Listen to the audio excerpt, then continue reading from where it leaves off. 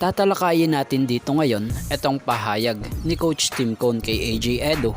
Hindi na tayo magtataka kung bakit bumilib ang tactician coach dito kay AJ Edo dahil nakita sa buong elimination ng 2023 FIBA World Cup ang pagiging consistent ng laro ni AJ Edo. Mapa-opensa, depensa o rebound man yan. Kaya naman, Gilas assistant coach Tim Cone was really impressed on AJ Edo performance in our national team. Kung saan yan nga ayon pa nga po sa pahayag ni Coach Tim Cone, he's doing really well. He's been a revelation for us, blocking shots and hitting shots. He's really going to solidify that 4 position, which we lack since we don't have Justin Brownlee. Bago ang lahat mga ka-greatest, lilinawin lang natin lahat ng basketball update natin dito. Lahat totoo at hindi puro rumors. Kaya naman, pakisuportahan nyo naman po ang ating YouTube channel na ito na Greatest Fireball TV. Please don't forget to like, comment, and share and subscribe para lagi kayong ma-update sa mga susunod pa nating legit basketball update. At lipat naman tayo nga dito sa what if or paano nga kaya kung si Coach Tim ang coach ng Gilas Pilipinas or kahit yung system na lang ni Coach Tim ang ginamit ng Gilas Pilipinas. Yun bang yung sistemang upgraded ha? Yung natutunan niya sa Miami Heat noon? Alam naman natin na may dinagdag si Coach Tim Cone sa kanyang sistema, lalo na nung nagtungo siya sa Miami Heat para maging assistant coach nga noon sa NBA Summer League. Siguro hindi nga ganyan ang magiging takbo o resulta ng opensa ng Gilas Pilipinas na puro Clarkson.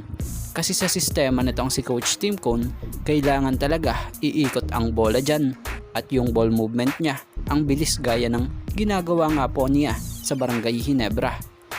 Yung di talaga tumatagal ang bola sa kamay ng isang manlalaro at yun nga, yung mga shot selection talaga hindi dapat mga pilit at dapat mataas din ang percentage nung titira.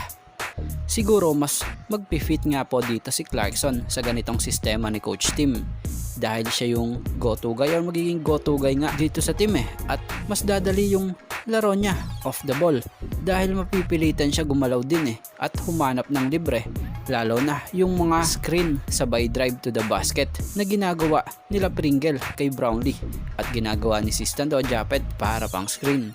Kung titingnan nyo andyan ang lalaki, may AJ Edo, Kai Soto, Junmar Fajardo at Japet Aguilar na po pwedeng gamitin pang screen at gumawa ng play sa big man or hanap ng libre sa mga shooter or pwede nga rin yan i-drive to the basket na. Yung sistema na meron itong si Coach Tim Cone, hahanapin mo talaga muna kung sino ang may mataas na percentage shot sa loob. Example na dyan, yung ginawa ng Ginebra kay Stanley Pringle So pwede yan ipagawa kay Clarkson sana kung itong sistemang ito ang ginamit na system na tong Gilas. Dahil kung tutuusin ang lakas talaga at sobrang talented yung lineup ngayon ng Gilas Pilipinas. Pero wala tayo magagawa kung hindi hanggang what if na lang. Dahil syempre, favorite dribble drive nga ang mas gusto na magpahanggang ngayon ngay ika nga ng iba na pag-iwanan na o nalipasan na ng panahon etong tinaguri ang sistema. Pero kayo mga ka-greatest, comment down below kung ano naman ang what if nyo.